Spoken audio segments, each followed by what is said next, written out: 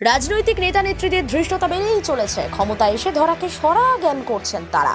BJP নেত্রী আঙুল উঁচিয়ে দলিল লেখককে যেভাবে আক্রমণ করলেন তাতে এই কথাটাই শুরুতে বলা যায়, কিন্তু মোক্ষম জবাব দিতে এবার প্রতিবাদ সভা দলিল লেখকদের। ক্ষমা না চাইলে অবস্থান বিক্ষোভ চলবে। ঘটনাটি ঘটেছে হুগলির গোঘাট 1 নম্বর ব্লকের রেজিস্ট্রি অফিস সংলগ্ন এলাকায়। চলতি মাসের 5 তারিখে প্রবীণ দলিল লেখক নিমাই সামুইকে রেজিস্ট্রির কোনো এক বিষয় নিয়ে আঙুল উঁচিয়ে তীব্র আক্রমণ করার পাশাপাশি হুঁশিয়ারি দেন বিজেপির নেত্রী। কি ঘটেছিল সেদিন দেখুন, সেই ছবিটা তুলে ধরছি নিউজ বাংলাদেশের পর্দায়।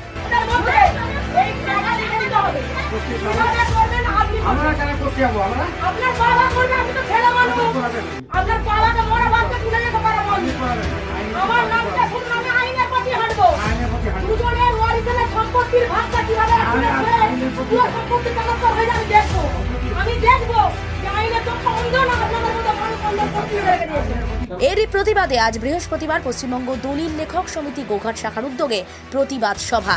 তাদের প্রতিবাদ সভার মূল উদ্দেশ্য বিজেপি নেত্রীকে ক্ষমা চাইতে হবে এবং তাদের নিরাপত্তা দিতে হবে। যদিও এই ঘটনায় বিজেপি নেত্রী বলছেন, সমস্ত দলিল লেখককে বলিনি, অসহায় বৃদ্ধার জমি ফেরতের জন্য লড়বো, শুধুমাত্র আমি একজনকেই বলেছি, যা করার আমি করব। তাহলে কি আগামী দিনে এই দুই পক্ষের লড়াই আন্দোলন বা বড় সড় প্রতিবাদের দিকে মোড় ঘোরাবে? সবটাই নজর থাকবে আমাদের, তুলে ধরবো আপনাদের সামনে বিজেপি নেত্রী, দলিল লেখক প্রত্যেকের বক্তব্য বিস্তারিত দেখুন নিউজ বাংলাদেশের পর্দায়। নিমাই বাবুকে যেভাবে অপমান করেছে দোলন দাস, যেভাবে অপমান করেছে, এইটাও কোনো ভদ্র মহিলার পরিচয় নয়। একটা দলিল লিখতে গেলে শুধুমাত্র দলিলের দাতা গহিতা আমরা দেখে সমস্ত কিছু বিচার বিবেচনা করে সাব রেজিস্ট্রারের কাছে দলিলটা দাখিল করি, তবেই সাব রেজিস্ট্রার রেজিস্ট্রি করেন। তো এখানে নিমাই বাবুর কি দোষ আছে? দোলন দাস কে বিজেপির নেতা নাকি বলছে,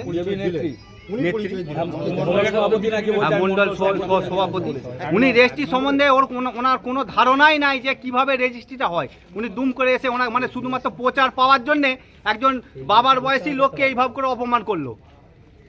আপনারা কি চাইছেন? আমরা চাইছি ওনাকে এসে আমাদের কাছে অন্যায় স্বীকার করতে হবে। আমরা ওনার উপর নেতৃত্বের কাছে গিয়েছিল, বললো ফোনে জানাবো, ফোন কেটে দিচ্ছে।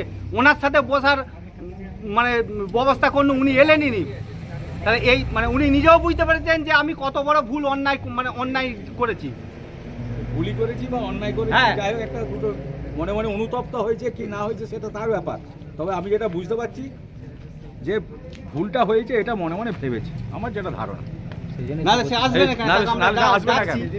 আর সে যদি এসেও, ওই ভদ্রমহিলা যদি আমাদেরকে বলতো যে এটা আমার ভুল হয়ে গেছে, আমি কিছু জানি না এই ব্যাপারে, আমার ভুল হয়ে গেছে, তাহলেই তো সমস্যাটা মিটে যেত। আমি তো সেখানে ছিলাম, আমি প্রেজেন্ট ছিলাম, আমি একই সেন্টারে বসে আমরা কাজ করি। আমি বলতে যাচ্ছি যে দিদিভাই, আপনার কিছু বোঝার ভুল হচ্ছে।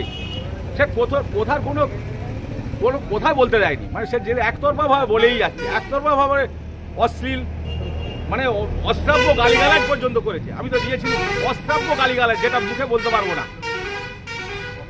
বুঝতে পারছেন? আপনারা এখন কি চাইছেন? হ্যাঁ, আপনারা এখন কি চাইছেন? সে অন্যায় করেছে, আমরা কি চাওয়া উচিত? সে তো অন্যায় করেছে, তার ক্ষমা চাওয়া উচিত আমাদের কাছে, যে আমার একটা ভুল হয়েছে বা এটা আমার করা উচিত হয়নি, এইটাই বলবো আমরা। মিডিয়ার সামনে হেনস্থা করেছে, আপনারা ছিলেন। মিডিয়া দেখে প্রচার পাওয়ার স্বার্থে সে এই কাজ করেছে, এই তো কথা। আপনার নাম? আমার নাম শান্তিনাথ ঘোষ, দলিল লেখক, গোহাটি এডিএসআর অফিস। আপনার নাম? আমার নাম শ্রী সঙ্গীত গায়েন, কোন দায়িত্বে আছে? Unit secretary. বলছি না সবাই দোষী, আমি বলছি না সবাই এই কাজের সঙ্গে যুক্ত। যেমন পৃথিবীতে ভালো খারাপ আছে, প্রত্যেকটা ডিপার্টমেন্টেও ভালো খারাপ আছে। কিছু সংখ্যক ব্যক্তির জন্য আজকে ডিপার্টমেন্টকে কালিমালিপ্ত হতে হচ্ছে। আমি ইউনিয়নকে অনুরোধ করছি, আপনারা খুঁজে বের করুন। আর আপনারা যেটা ক্ষমা চাওয়ার কথা বলছেন, ক্ষমা আমি চেয়ে নেব। আমি জনগণের জননেত্রী, জনগণের জন্যই আমি প্রতিবাদ করতে গেছি। ওই মৌরির সাথে আমার ব্যক্তিগত কোনো আক্রোশ নেই।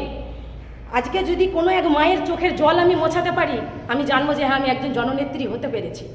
তো সেই সাধারণ মানুষের, সেই সাধারণ মহিলার, সেই অসহায় যে দুর্ধস্ত যে মহিলা, 60 বছরের বৃদ্ধা মহিলার পাশে দাঁড়িয়ে তার যে কষ্টটা, সেই কষ্টটা ওনাদের টেবিল পর্যন্ত যাবার পর ওনারা কী করেছেন? আজকে ওনারা আন্দোলনের রূপ দেখাচ্ছেন, দেখাতেই পারেন, সেটা ওনাদের পার্সোনাল ম্যাটার, এ বিষয়ে আমার কোনো মন্তব্য নেই। যদি ইউনিয়ন ওই মৌরিকে দিয়ে ওই বয়স্ক মহিলার জমি ফিরিয়ে দেন, আমি আপনাদের মধ্য দিয়ে বার্তা দিচ্ছি, গোটা আরামবাগ লোকসভায় যত মিডিয়া আছে তত মিডিয়ার সামনে দাঁড়িয়ে ওই ভদ্রলোকের পায়ে ধরে আমি অন্যায় শিকার খেয়ে নেব। কারণ আমার চাওয়াটা অন্যের জন্য, নিজের জন্য নয়। আমি নিজের জন্য কিচ্ছু চাইনি। গরিব মানুষ পড়াশোনা জানে না বলে তাকে পয়সা দিয়ে ঠকিয়ে দেবো, এই মানসিকতাটা, এই শিক্ষাটা আমার ফ্যামিলিতে নেই। আর ওনারা শিক্ষিত মানুষ হয়ে যে অন্যায়গুলো করছেন, এই অন্যায়টার প্রতিবাদ করার মতো মানুষ আজকে হারিয়ে গেছে। তাই আজকে মানুষ ভুল পথে প্রচালিত হচ্ছে। এটাই ছিল আমার প্রতিবাদের বিষয়। এবং আজ যে ঘটনাটা ঘটেছে টোটাল আপামর পুরোটাই আমি জানিয়েছি। আমি এখনও বলছি, টোটাল সমস্ত মৌরিকে আমি এই কথাটা বলিনি। যে মৌরি অন্যায় করেছে সেই মৌরিকেই আমি তার নাম ধরে আমি তাকে জানিয়েছি এবং সেটাই ছিল আমার প্রতিবাদ। আমি এখনও চাই, এখনও অন্তরের স্থল থেকে বলছি, মৌরি ডিপার্টমেন্টকে অসম্মান করাটা আমার কর্ম নয়। ওনারা যদি সবাই এটা ভেবে থাকে যে আমি ওনাদের সবাইকে অসম্মান করেছি, তাহলে সেটা ওনাদের ভুল ধারণা। আমি আপনাদের মধ্য দিয়ে বলছি, অসহায় বৃদ্ধা মহিলার জমি ফেরত চাই। তার জন্য ওনারা কি করছেন করতে পারেন। আমরা ভারতীয় জনতা পার্টির পক্ষ থেকে আগামী দিনে বৃহত্তর আন্দোলনে নামব। এই জমি যে কোনো মূল্যে ওই মৌরিকে ফিরিয়ে দিতে হবেই, এটা আমাদের প্রতিবাদ। আপনার নাম? আমার নাম দোলন দাস, গোঘাট বিধানসভার বিজেপির মণ্ডল 1-এর মণ্ডল সভাপতি। ওনার দাবি উনি ওনার কাজ করেছেন, ওনার ভাইপো যদি না দেখে তাহলে তার কি করার আছে? আমি একটা আপনাকে কথা বলি, আজকে আপনি মুসুর ডাল দোকানে কিনতে গেলেন, মুসুর ডালের পয়সা দিয়ে এলেন, মুসুর ডালটা যদি বাড়িতে সেদ্ধ না হয়, তাহলে কি আপনি দোকানদারকে প্রশ্নটা করবেন না? না পয়সা দিয়েছেন, ডাল কিনেছেন, হাওয়া পুড়িয়ে গেছেন, এটা মেনে নিতে হবে। উনি পয়সা দিয়ে কোন কর্মটা করছে ওনাকে ভাবতে হবে। আমি টাকা নিয়ে যদি বলি যে একজন মানুষকে মেরে দাও, উনি মেরে দেবেন? টাকার বিনিময়ে কি সব করা যায়? উনিও তো একজন বয়োজ্যেষ্ঠ মানুষ, ওনার বাড়িতেও মেয়ে আছে, ওনার বাড়িতেও মা আছে, ওনার বাড়িতেও বোন আছে। ওনার এই কাজটা করার আগে দুবার ভাবা উচিত ছিল। টাকার বিনিময়ে সব কিছু পৃথিবীতে হয় না। আমি যদি আপনাকে টাকা দিয়ে বলি অন্যের ঘরে আগুন লাগিয়ে দিতে, আপনি লাগিয়ে দেবেন? এগুলো সম্ভব? এগুলো ছেলে খেলা হচ্ছে নাকি? আমি তো বললাম, ওই রেজিস্ট্রি দপ্তরে একটা পুরো র্যাকেট কাজ করছে, সেই র্যাকেটের সবাই কালিমা লিপ্ত হচ্ছে। আমি ইউনিয়নকে অনুরোধ করবো, আপনারা খুঁজে বের করুন কারা তারা। আমার কাছে তথ্য আছে, একজন আড়াই একটা কেসে, একই কেসে বাদী এবং বিবাদী দুজনকে দুরকম সার্টিফিকেট দিচ্ছে। কিভাবে দেয়? আমার কাছে প্রুফ আছে। একজনের জমি কোর্ট থেকে তার নামে হয়ে গেছে, কোর্ট তাকে পারমিশন দিয়েছে, তারপরেও সেই 25 বিঘা সম্পত্তির 15 বিঘা নামে আছে, বাকি পুরো সম্পত্তিটা অন্যজনের নামে রেকর্ড হয়ে যাচ্ছে। তারা সম্পত্তি বিক্রিও করেনি, তারা সম্পত্তি কাউকে দানও করেনি। কিভাবে হয়? ডাল মে কুছ কালা হে বন্ধু, কোথাও না কোথাও সর্ষের ভিতরে ভূত আছে। আজকে আমি প্রতিবাদ করছি বলে প্রতিবাদের ঝড়টা আপনাদের তিতো লাগছে। আপনাদের ডিপার্টমেন্টে খুঁজে দেখুন, কেউ না কেউ রয়েছে যে টাকার বিনিময়ে এই নোংরা কাজগুলো করে বেড়াচ্ছে, আর তার খেসারতটা আজ পুরো ডিপার্টমেন্টকে গুনতে হচ্ছে। কিন্তু আমি এখনও বলছি, এর জন্য ডিপার্টমেন্ট দায়ী নয়। কেউ না কেউ, কোনো না কোনো লেখক তাদের কুকর্মের জন্য আজকে আপনাদের পুরো মৌরি দপ্তরটাকে কালিমালিপ্ত করছে। আমি চাই তাকে খুঁজে আপনারা বের করুন, কারণ আপনারা সেখানকার দায়িত্বে রয়েছেন। আপনারা ভালো চিনবেন কে এই ব্যক্তিটা, কে এই ধরনের ক্ষমা চেয়ে নিচ্ছি। কিন্তু যে ভদ্রলোক অন্যায় করেছে আমি তার কাছে ক্ষমা চাইবো না। আমি অন্যায়ের প্রতিবাদ করছি, অন্যায়ের প্রতিবাদ করে যাব, এবং যে কুকর্ম করেছে তাকে আমি ছাড়বো না। আমার ভারতীয় জনতা পার্টির পক্ষ থেকে যত দূর যেতে হয় আমি এই আন্দোলনকে টেনে নিয়ে যাব। আমি এই আন্দোলন আমি বন্ধ হতে দেব না। আমার একটাই লক্ষ্য, ওই অসহায় বৃদ্ধা মহিলার জমি ফেরত চাই।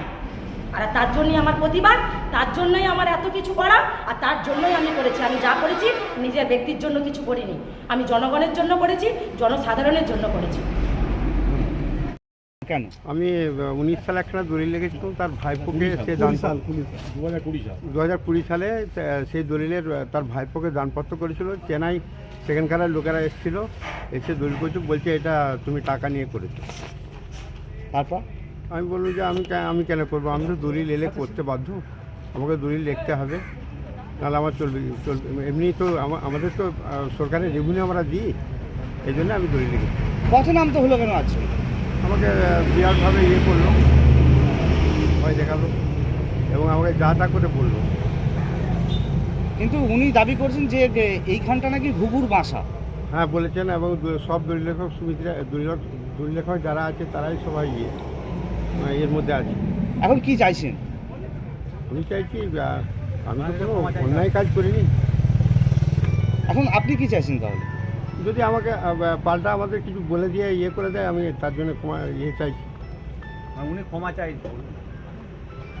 যখন দলিলটা হয়েছিল তখন কি তার লাগতো আপনার কি বলে ওটাকে? ফটো তখন চেনাই না, ওয়ারেসের না, সার্টিফিকেট তখন লাগেছিল? কোনো অরিজিনাল সার্টিফিকেট লাগছে না। তাহলে কিভাবে হলো? তার সে ওয়ারিশ সূত্রে পেয়েছে সম্পত্তি আমরা করতে পারি, আমাদের আইনে ছিল তখন। তিনি দাবি করছে যে আপনি নাকি পয়সা খেয়ে এই কাজ। না, কেন পয়সা খেয়ে? এই ব্যাপারটা তখন তখনকার নিয়মে অভিযোগ, এটা অভিযোগ। তখনকার নিয়মে যেমন দলিল লিখতে হয় ঠিক সেইভাবে লিখেছি, অফিসার রেজিস্ট্রি করেছেন এবং অফিসার তাকে জিজ্ঞাসা করেছে, সে বলেছে তবে তো রেজিস্ট্রি হয়েছে। আমি তার জোর করে তাকে করাতে পারবো না, কেন করাবো? অফিসার জিজ্ঞাসা না করলে রেজিস্ট্রি হবে কী করে? আপনারা এখন কি চাইছেন এবং কোন দিকে যাবেন ভাবছেন? আমরা চাইছি ওনারা সবাই মিলে ঠিক করে, আমরা তো এইভাবেই চলি, এটা তো চলতে হবে তাকে। আপনার নাম? নিমাই চন্দ্র সামন্ত। এই ঘটনাটা কোন জায়গা?